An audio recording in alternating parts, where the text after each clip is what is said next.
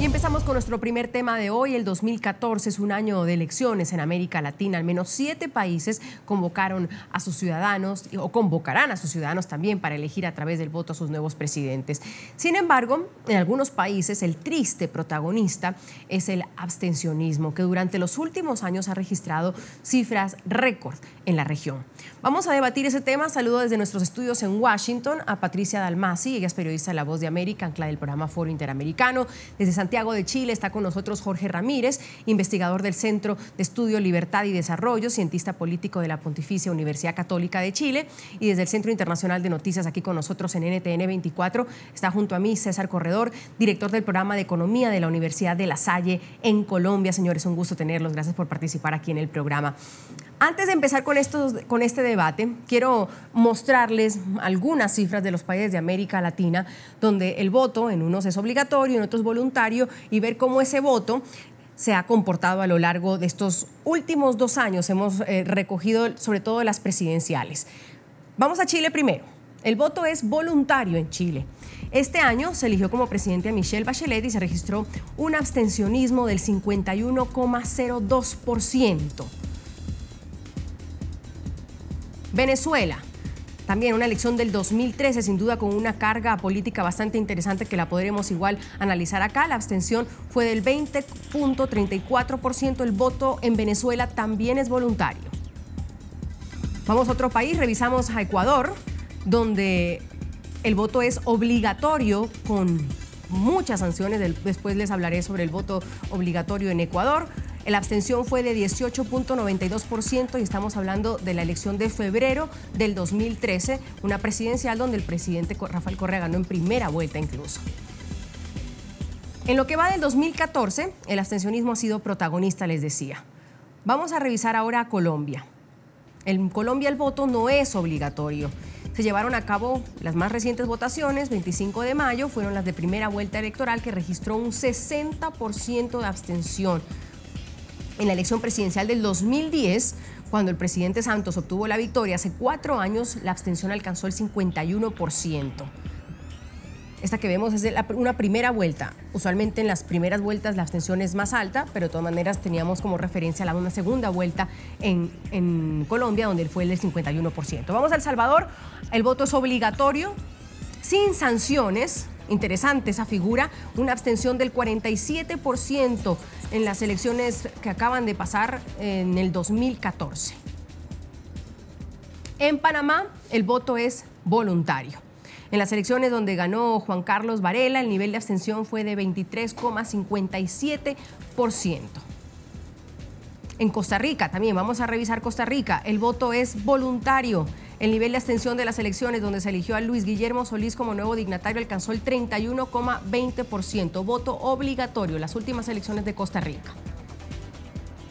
Los países que aún faltan por llevar a cabo sus elecciones, que serán en el 2014, son Brasil, Bolivia y Uruguay. Este ha sido su comportamiento electoral en las últimas elecciones presidenciales. Nos remitimos hasta el 2010. Brasil, con un voto obligatorio, registró una abstención del 13,12% en las elecciones del 2010, donde triunfó Dilma Rousseff. Revisamos la del 2009, son las últimas presidenciales de Bolivia. Tienen un voto obligatorio en Bolivia, una abstención quizás la más bajita del continente, 5,45%. Un voto obligatorio, recordemos eso. Uruguay, otro país que tiene elecciones en este 2014, también tiene un voto obligatorio. En el 2010 la nación eligió con un 18% de abstención a José Mujica como su presidente. Interesantes estos datos, sin duda, que nos dan como un panorama de lo que ocurre en la región y de lo que vamos a debatir y entrar a analizar. Señores, nuevamente saludos, Patricia, señor Corredor, señor Ramírez, un gusto tenerlos. Quiero empezar con el señor César Corredor, director del programa de la Economía de la Universidad de La Salle.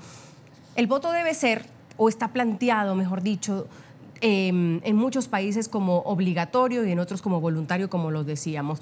Usted, ¿por qué línea se va, señor Corredor? ¿El voto debe ser obligatorio o debe ser voluntario en nuestra región? Bienvenido. Buenas noches, Andrea. Muchas gracias por la invitación. Yo pienso que el voto debe ser obligatorio y digamos que hay varios argumentos que me llevan a ello. El primero es un tema de legitimidad que tú alcanzaste a mencionar en tu presentación. una elección en la cual participan apenas el 40% de los ciudadanos. Si un candidato queda elegido con el 50 o 40% de esos votos, pues eso implica que tenemos apenas una población de apenas el 30% a lo mucho que respalda a ese candidato. Es decir, ese candidato tiene que enfrentar un 70% de la población que no lo apoyó, bien sea porque votó por otro candidato o simplemente porque no participó. Pero ciertamente eso dificulta, digamos, la gobernanza, la gobernabilidad de estos países. Ese es un primer tema. Hay un segundo tema que yo plantearía, y es el tema de la responsabilidad que tienen los ciudadanos. Y adicionalmente el aprendizaje, la pedagogía que hay que darle al ciudadano, que tiene, digamos, unas responsabilidades. Dentro de la democracia no solamente hay derechos, sino que también hay responsabilidades por parte del elector y obligarse a tomar una decisión informada, una decisión educada, pues ciertamente hace parte de ellas, quizás una de las más importantes. Y un tercer tema, diría yo, es que esto diluye bastante comportamientos o figuras que se han dado en América Latina y en particular en ciertos países, puedo hablar del caso específico de Colombia, donde las maquinarias, el clientelismo, los votos comprados, pues se han vuelto parte, digamos, de la cultura de nuestra política. Y el voto obligatorio diluiría el efecto que tienen ese tipo de figuras, y no solamente las diluiría, sino que además reduciría el valor del voto, porque un votante que sabe que está obligado a ir a las urnas, pues no tiene por qué recibir dinero de cierta campaña o de cierto partido político. Entonces yo diría que ahí están como los tres temas que yo plantearía a favor del voto obligatorio. Ya vamos a analizar esos argumentos, señor Ramírez, gracias por acompañarnos desde Chile. ¿Voto obligatorio o voto voluntario? Bienvenido. Buenas noches, Andrea. Voto voluntario, porque esta discusión tiene dos dimensiones, digamos. La primera, que es una dimensión normativa respecto a la naturaleza de la votación, si es que acaso esta debe considerarse como un deber o como un derecho. En nuestra visión y desde un prisma, digamos, liberal, el voto voluntario significa de algún modo alejarse de esta suerte de paternalismo democrático que fue incluso mencionado en otra intervención respecto de que sería el Estado, mediante algún constreñimiento institucional o, digamos, alguna sanción, la figura, digamos, que podría decidir por las personas si es que acaso es más conveniente para ellas votar o no votar, ¿ya? Nosotros creemos que, a pesar de que obviamente las democracias ganan en términos de legitimidad si es que más personas participan de los procesos electorales, bajo ningún modo se puede construir una falsa legitimidad bajo el instrumento de la sanción. Por lo tanto, los países cuando transitan hacia el voto voluntario, que dicho sea de paso, si uno ve las democracias más consolidadas, en su mayoría, por ejemplo los países de la OCDE tienen voto voluntario, se enfrentan a dos estrategias para abordar este tema. Uno es la promoción de la participación electoral y la segunda estrategia es la coacción. Nosotros consideramos que es mejor promocionar el voto, es decir, establecer algunas medidas como educación cívica obligatoria, u otras políticas públicas que sean complementarias a la participación electoral, en lugar de establecer una sanción que incluso podría agudizar el problema de la desafección ciudadana, porque hay que entender el problema de la desafección como un tópico que atraviesa las democracias de manera transnacional, es decir, no solo está presente en algunos de los países de América Latina, sino que cruza los continentes. Hubo elecciones del Parlamento Europeo y también los niveles de abstención se elevaron.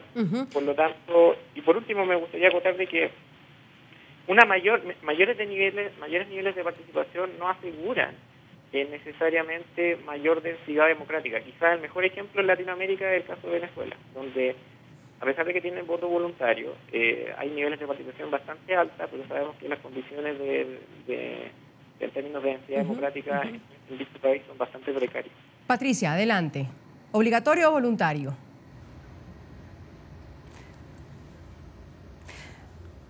Sí, gracias, Andrea. Buenas noches. Yo creo que debería ser voluntario.